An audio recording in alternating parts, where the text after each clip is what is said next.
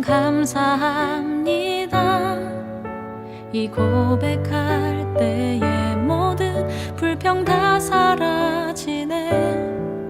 내가 매일 해야 하는 말, 주님 사랑합니다. 이 고백할 때의 모든 공허함 사라지네.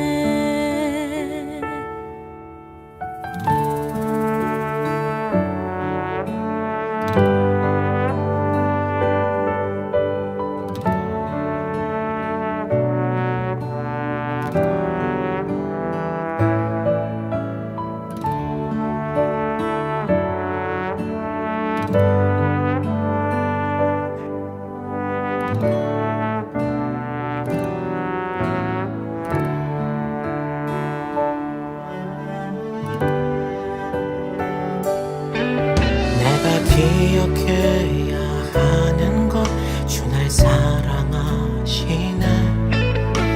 이 세상 그 무엇도 그 사랑 끊지 못해. 내가 연약하고 부족해 매일 넘어질 때도 더 귀히 여기사 나를 더욱 사랑하시네.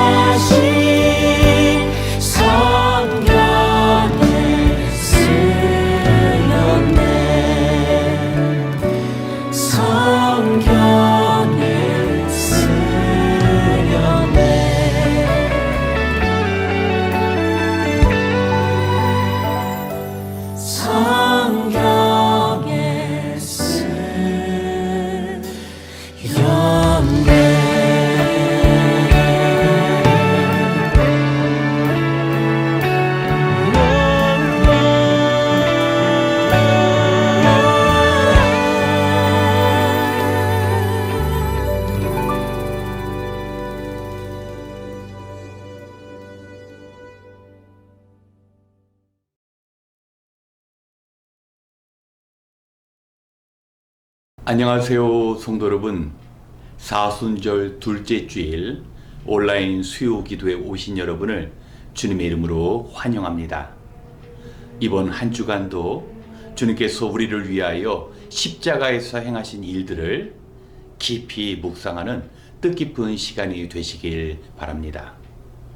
오늘은 느헤미야의 마지막 13장의 말씀을 함께 살펴보고자 합니다. 느헤미야서의 결론에 해당하는 이 13장, 과연 행복한 결론으로 마무리될 수 있을지 오늘 본문의 말씀 느헤미야서 13장 6절과 7절의 말씀을 함께 봉독하겠습니다. 이 모든 일은 내가 예루살렘을 비웠을 때에 일어났다. 나는 바벨론 왕 아닥사스다 32년에 왕을 뵈러 갔다가 얼마가 지나서 왕에게 말미를 얻어 예루살렘으로 다시 돌아와서야 엘리야십이 하나님의 성전 뜰 안에 도비아가 살 방을 차려준 이 악한 일을 알게 되었다. 아멘. 방금 읽은 본문을 보면 느헤미야서는 행복한 결말이 아닌 참으로 안타깝고 슬픈 결말로 마무리되고 있습니다. 페르시아 왕궁에 거했던 느헤미야, 그는 고국에서 들려오는 안타까운 소식을 듣고 자신의 민족에 대한 긍휼과 또 나라에 대한 애국심, 무엇보다 자신에게 구원을 베풀어 주신 하나님 앞에 순종하는 마음을 가지고 고국 예루살렘으로 향했습니다. 그곳에서 무너진 성전과 성벽을 재건하는 데는 52일밖에 걸리지 않았지만 그 일을 위해서 느헤미야는 자그만치 12년 동안 아무런 대가를 받지 않고 동족 이스라엘과 함께 무너진 이스라엘의 신앙도 세웠던 것입니다. 그런데 느헤미야가 아닥사스다 왕과 약속을 한 12년이 지나므로 다시 페르시아에 돌아갔다가 고국 이스라엘의 땅을 밟았을 때 그는 무너져버린 이스라엘 민족의 신앙 공동체를 보게 된 것입니다. 제사장 에스라와 함께 이스라엘 백성과 함께 재건했던 예루살렘의 성전과 성벽은 그대로였지만 하나님과의 약속을 완전히 깨어버린 참담한 동족의 모습을 본 것입니다. 느헤미야서 9장을 보면 성전 봉헌식을 하는 날 이스라엘 백성은 하나님 앞에 울며 회개하면서 세 가지의 것을 약속했습니다. 첫 번째, 민족의 순수성을 지키기 위해서 이방인과 결혼하지 않겠습니다. 두 번째, 하나님께서 주신 안식일의 계명을 반드시 지켜나가겠습니다. 마지막으로 하나님께 제사하는 예루살렘 성전을 굳건히 확고히 세워나가겠습니다. 그런데 이스라엘 민족은 민족의 대표가 서명했던 하나님과의 이 약조를 완전히 잊었던 것입니다. 거룩한 제사를 드릴 때 사용하는 성전의 집기는 성전 밖으로 내던져졌고 성전을 지을 때 방해했던 이방인 도비아가 성전 안에서 살고 있었습니다. 그리고 이스라엘 백성이 제사를 드릴 때 도와야 할 레위인들은 먹을 것이 없어서 성전 밖에서 일했습니다. 무엇보다 예전에 버렸던 이방인의 가족들과 함께 동거하는 모습을 느헤미야는 목격한 것입니다. 이 말씀을 보면서 이스라엘 민족이 이해가 되지 않았습니다. 아니, 죄의 심판을 받아서 완전히 망가진 공동체를 느헤미야와 에스라와 같은 신실한 지도자들을 통하여 하나님께서 회복시켜 주셨는데 어떻게 1년도 되지 않아서 그 보이지 않는 영적인 신앙의 공동체를 완전히 허물어 버릴 수가 있을까? 그런데 말씀 속에서 그 이스라엘 백성의 모습이 바로 우리의 모습임을 발견할 수 있습니다. 우리를 위하여 십자가에 달려 죽으신 예수님, 그 예수님께 평생 갚지 못할 은혜, 말씀대로 살겠습니다 순종하고 다짐하였지만 어느덧 세상 안에 있는 우리의 모습을 발견할 때가 많았습니다.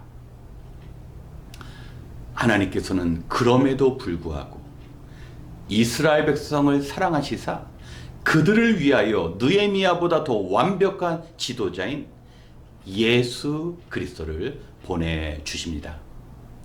뿐만 아니라 느헤미야는 자기의 희생과 자신의 헌신이 헛된 것이 아님임을 하나님 앞에 고백합니다.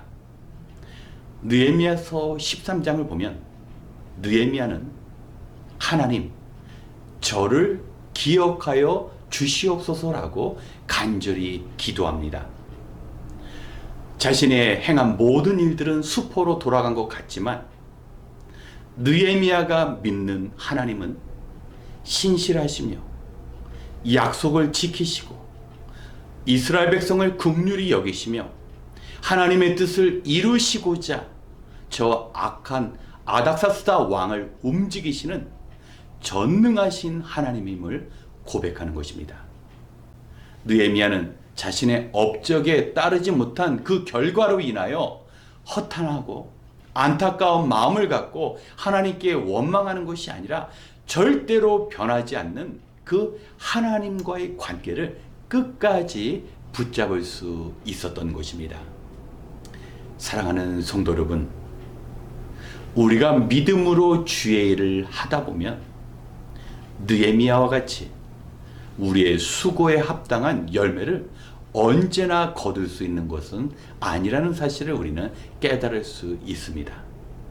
그럼에도 불구하고 우리가 바라보는 안타까운 현실 속에서도 변함없이 우리와 함께 하시는 하나님만 바라본다면 우리는 결코 주저하지 않고 끝까지 주님의 일을 감당할 수 있는 것입니다.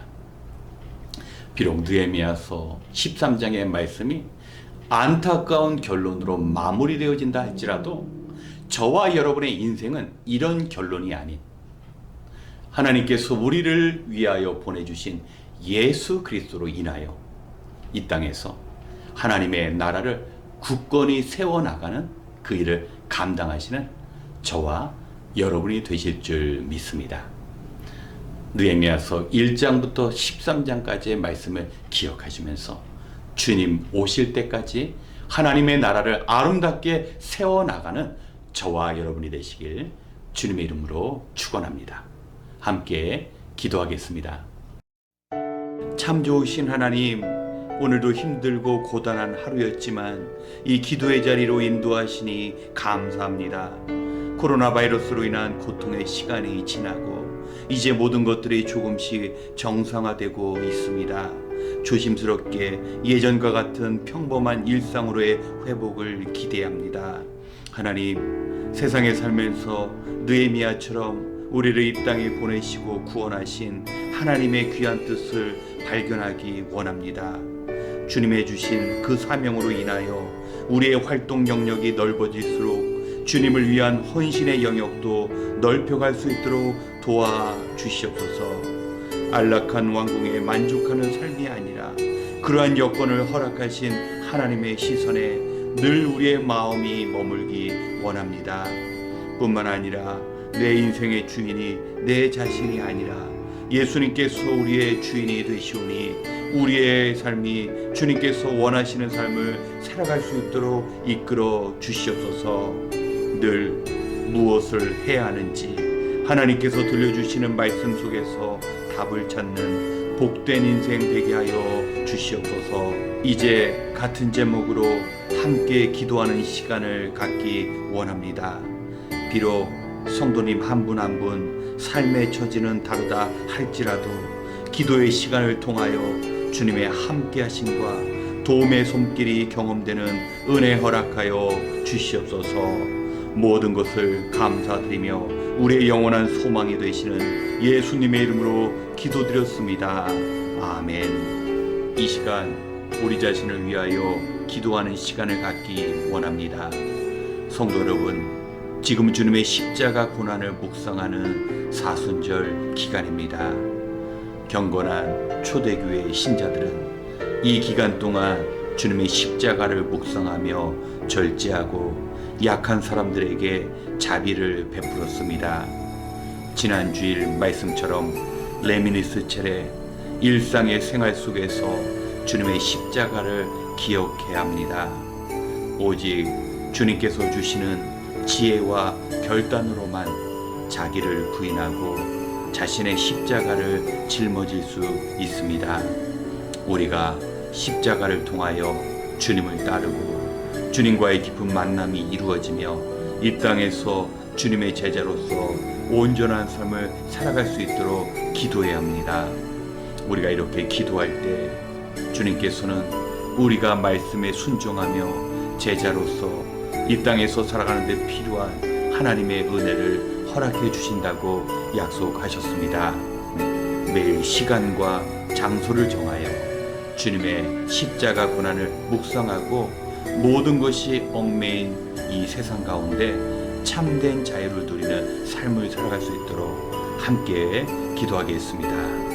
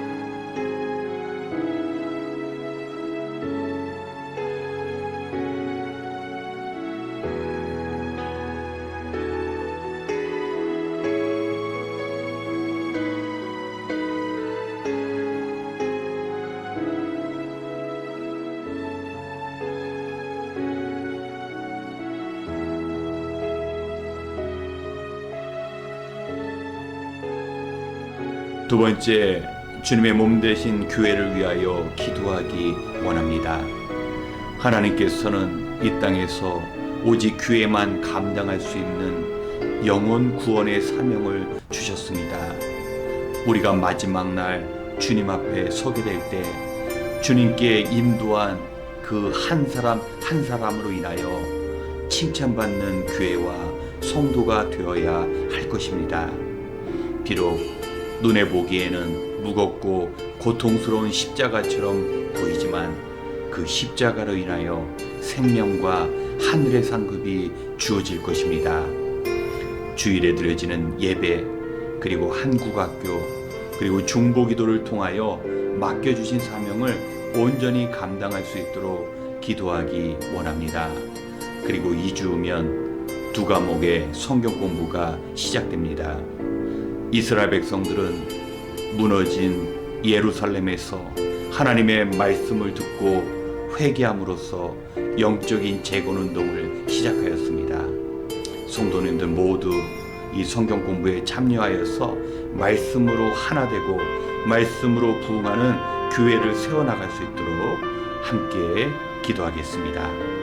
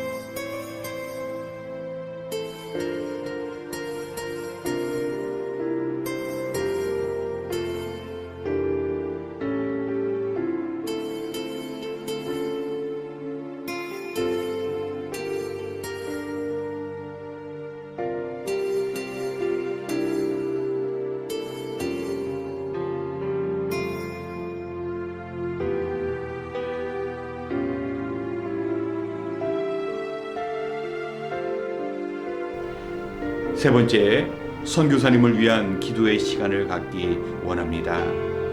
아직 코로나의 영향력 아래 어려움 속에서 사역하시고 생활하시는 많은 선교사님과 선교단체가 있습니다. 우리가 동역자이신 선교사님들이 땅끝까지 복음을 증거하라는 그 사명을 감당하실 수 있는 환경과 능력을 위해 기도해야 합니다. 특별히 남아프리카에서 아이들의 영혼을 돌보고 주님께로 인도하는 김현주 선교사님과 동역자들이 계십니다. 세상에서 가장 척박한 땅 중에 하나인 아프리카에서 주님의 사랑으로 아이들을 보듬고 있습니다. 여전히 부족함 속에 살아가는 아이들에게는 하나님의 크신 도우심이 필요합니다. 그러므로 우리가 기도해야 합니다. 또한 무슬림과 공산권에서 사역하는 모퉁이돌 선교회가 있습니다. 느헤미야가 동족 이스라엘의 안타까운 소식을 듣고 그 마음이 움직이고 그 삶이 변한 것처럼 우리 역시 북한 동포를 위하여 국률의 마음을 가지고 기도해야 합니다. 모퉁이돌 선교회에서 비록 위험한 공산권 선교 사역이지만 하나님의 보호하신 가운데 성경으로 복음화를 이루어갈 수 있도록 사역하시는 모든 선교사님들을 위하여 함께 기도하겠습니다.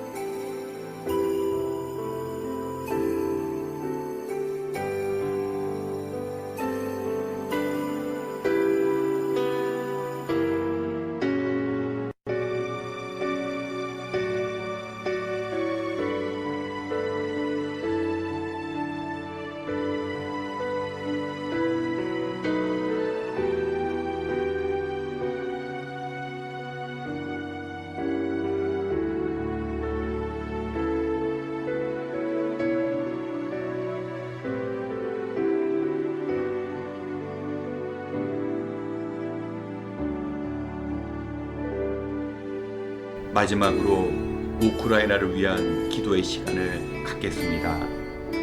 전쟁이 장기화되며 러시아와 우크라이나 사이에 폭격이 멈추지 않고 있습니다. 오늘도 전쟁터로 수많은 사람들이 목숨을 걸고 싸우러 나가고 있습니다.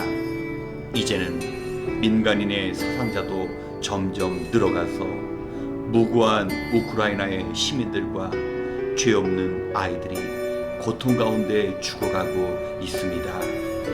러시아에 대한 경제 제재로 러시아의 국민들도 고통받고 있습니다. 러시아의 침략이 중단되고 피 흘림의 이 잔인한 전쟁이 멈춰야 합니다. 이 시간 이스라엘 백성의 고통의 소리를 들으시고 종살이로부터 자유를 허락하신 하나님께서 우크라이나의 국민들에게 동일한 은혜를 베푸시도록 우리가 함께 기도하고 이어 개인 기도 시간을 갖겠습니다. 기도하겠습니다.